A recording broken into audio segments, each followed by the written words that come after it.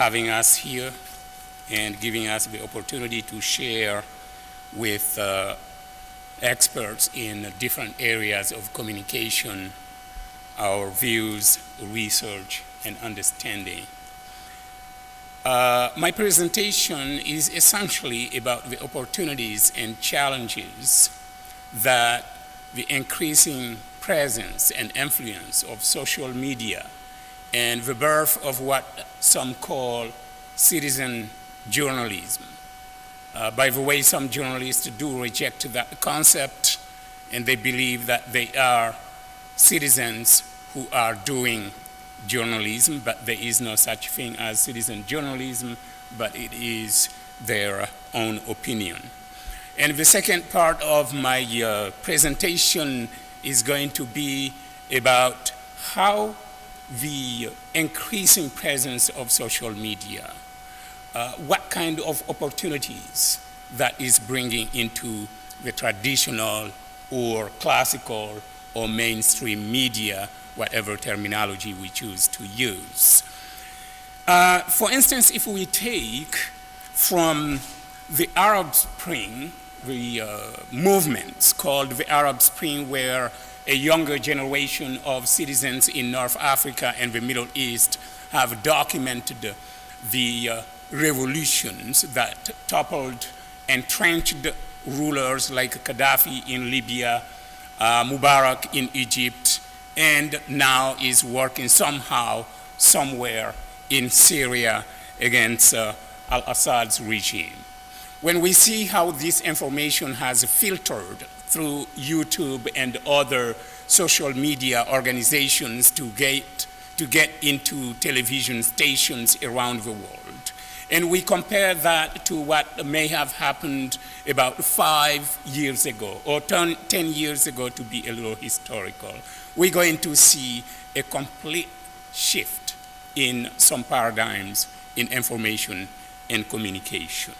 Also, from the hospitalization of Nelson Mandela in South Africa to the killing of migrant laborers in Russia, from the Nairobi mall attack to the state funeral of former President Hugo Chavez of Venezuela, and so on and so forth, we're going to see that social media has come to stay, and we just need to cope with it, especially if we are editorial directors in newsrooms of newspapers, radio stations, and TV stations.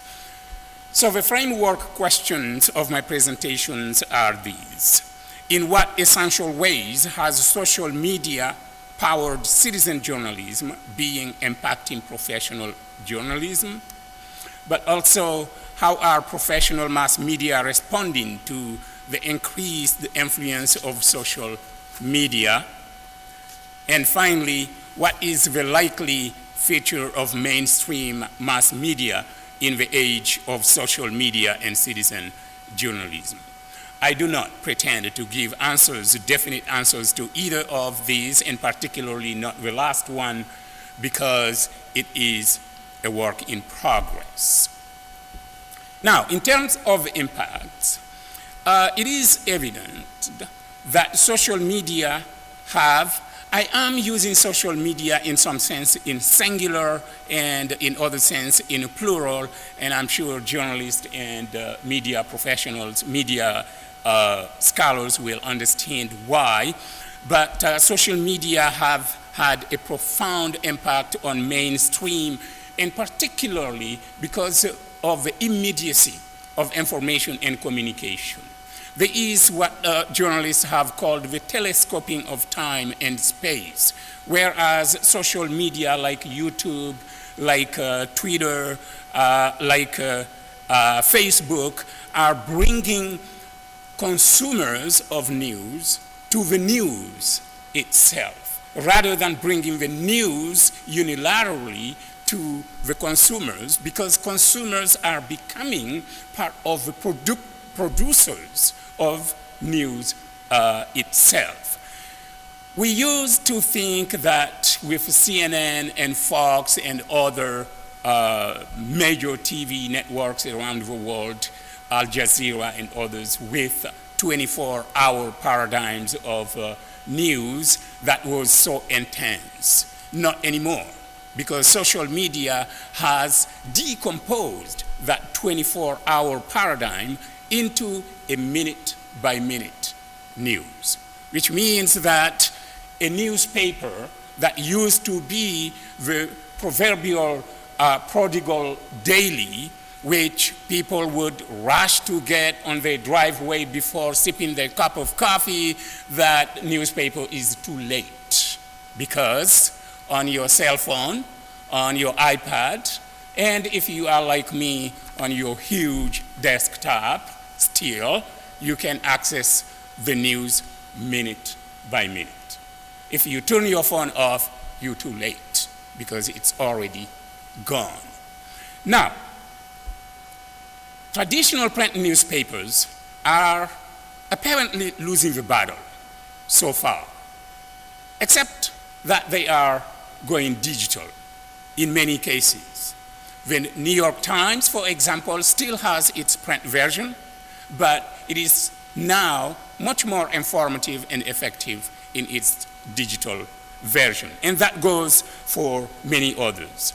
Citizen-produced videos and photography and comments made via Facebook and Twitter allow news organizations to support stories with images and comments that otherwise they would not have gotten unless they sent their own photographers and videographers to the field, which in terms of time, space, money, and energy is very costly and sometimes not exactly in tune with the events themselves.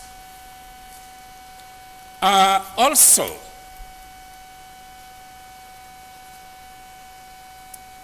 this has caused media researchers like the Oxford Internet Institute sociologist William Dutton to talk about the birth of the fifth estate. The media was so far considered as the fourth estate in the powers to be in ruling society. Apparently, social media is coming as the fifth estate, some say.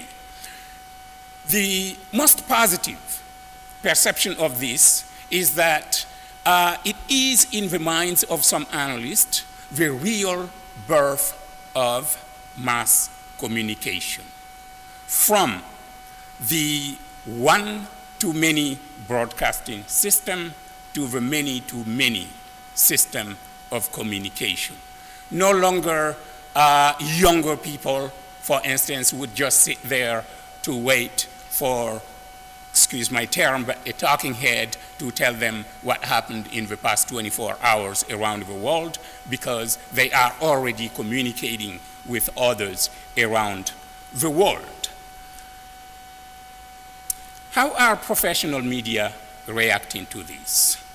Journalists are embracing social media, but still mostly on their own terms. But also because social media has permeated all aspects of information and communication, media organizations, or at least self-respecting media organizations, as analysts would say, have developed entire departments to deal with social media. How to connect with viewers, readers, listeners of all ages, all social strata.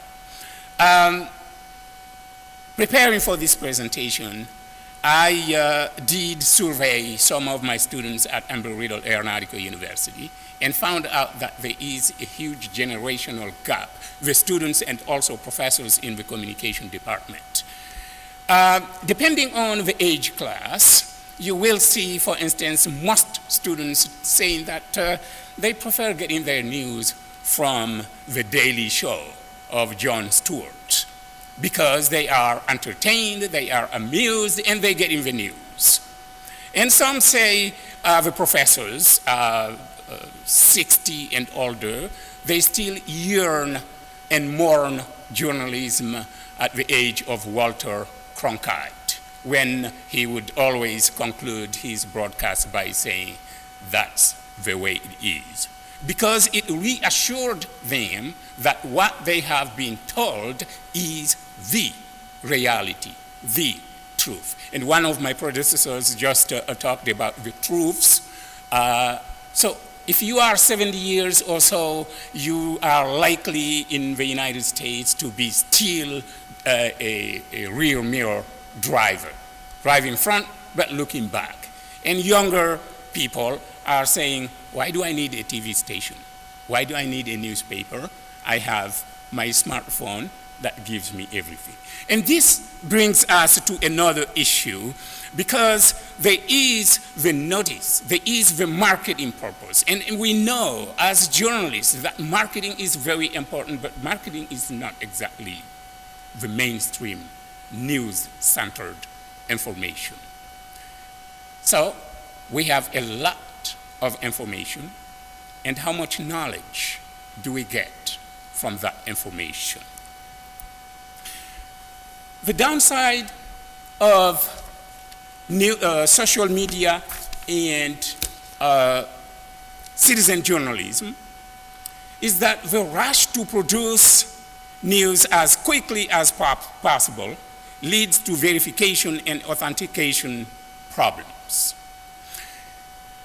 How do we make sure that the average Joe in the middle of the streets of Damascus, filming with his or her, Joe, in this case, his cell phone, filming what is going on there, how do we know the veracity of the authenticity of those images? What angle is that person taking? It is much likely that if the person is part of the rebels or on that camp, that person is filming the abuses, the violence, the repression by the Assad security forces on the population and sending us that to YouTube, and some television station is going to put it there. And are we seeing the whole picture? Are the security forces of Assad interested in filming what others are doing? Recently, I received an email from, well, it is alleged that it is from the Committee to Protect Journalists, whereby it is alleged that a group of rebels in Syria did acknowledge to Western journalists when the United States was beating chest to go and bomb Syria for having used chemical weapons, that these rebels actually told Western journalists that they are the ones who mishandled chemical weapons provided by Saudi Arabia. Now, if you analyze that, you're going to say, Committee to Protect Journalists. Why is this email from that organization, if actually it's true? Second, why would the rebels acknowledge that, even if that were true, while the United States wanted to teach a lesson to the Assad regime and perhaps bring the war to an end? So this is just an example of saying the challenges of implementing the ethics, the editorial ethics that mainstream video and photojournalists must observe. How can we inculcate that in the minds of regular citizens who are only taking pictures from their own angle, and we are going to buy those pictures and put them in mainstream media and feed the population? The first principle we need to understand as journalists know is accuracy. When a television station, a newspaper sends its photojournalist and video journalist, it is with a given that those professionals know that they must be accurate, and they must uphold the impartiality principle, privacy and consent principle, but also integrity principle. That the The reputation of the organization is on the line when they are taking pictures, and they must have that in the back of their mind. However, when we're dealing with non-professional journalists that we are not going to bring into the newsroom to educate them into this, how do we do it? Some news media have, particularly newspapers and fundamentally television stations, have started working with professional organizations that vet and curate these consumer-produced materials, such as Storyful. Storyful prides itself in being, and I quote, the first news agency of the social media age, because they help journalists. This is Storyful's claims. I do not guarantee anything here. Storyful helps journalists, broadcasters, and publishers filter breaking news. The bottom line is Storyful goes around and contacts individuals who have produced videos and films and check the authenticity, the validity, and impartiality, as impartial as it can be under those circumstances, and sell that material to journalists. And their philosophy is, as influencers, journalists have a greater duty of care than normal folks to ensure that the valid is championed over the questionable and the uncertain. The next is demonics. Demonics works with all these news media. As you see here, they are worldwide and they are of different levels of respectability, but most of them are really respectable. And this network works with freelance photojournalists, and these again are their claims, but the bottom line is they do also the same thing, acquire these and stream them. And finally,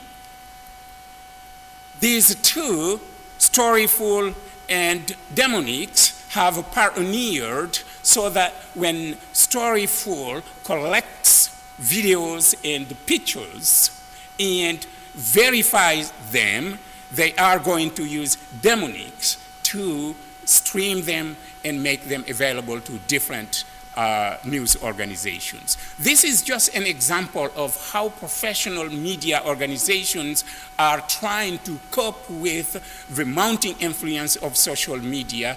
Of course, we can argue that this is not sufficient. It's not enough per se, but it is already a step in the right direction, because otherwise the traditional media are just going to be that, traditional. Dinosaurs in the age of the new age. Thank you very much.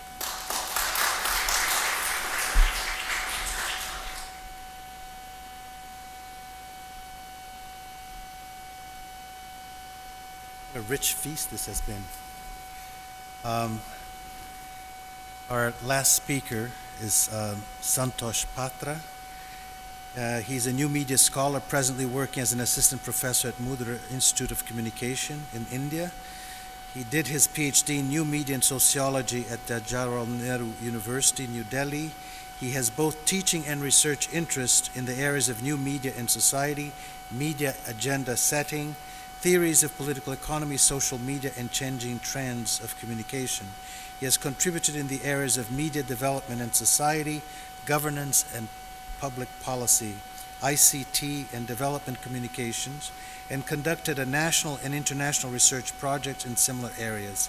Some of his recent projects include a national study on Facebook user behavior and 10-digit identity and migrant laborers in India.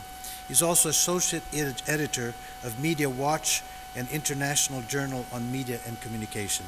Would you please welcome Professor Patra.